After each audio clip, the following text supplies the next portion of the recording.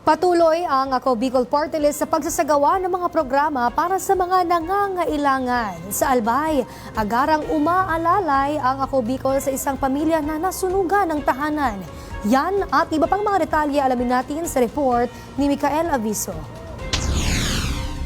Nagsagawa ang Ako Bicol Party List katuwang ang Department of Social Welfare and Development o DSWD ng Sustainable Livelihood Program o SLP payout sa Santo Domingo, Albay. Tinatayang nasa 64 na benepisyaryo ang nakatanggap ng tulong mula sa AKB at DSWD. Matagumpay din ang SLP payout sa Bagong Bayan, Malinaw, kung saan 29 na individual mula sa 7 barangay naman ang nakatanggap ng 15,000 piso na pandagdag puhunan sa maliit nilang negosyo.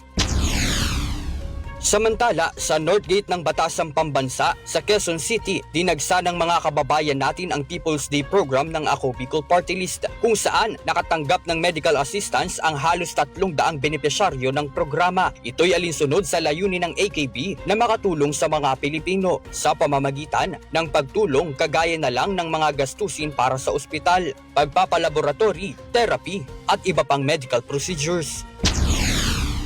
Mabilis namang umaksyon ang Ako Bicol Party List sa isang pamilya sa Barangay Taloto, Kamalig, Albay matapos masunog ang kanilang tahanan. Pinagkalooban sila ng bigas, delata, mga damit, solar lights at iba pang mga pangunahing pangangailangan ng pamilya. Walang humpay ang Ako Bicol Party List sa paggawa ng mga hakbang na may malasakit at nakatuon sa pagpapagaan ng buhay ng bawat Pilipino.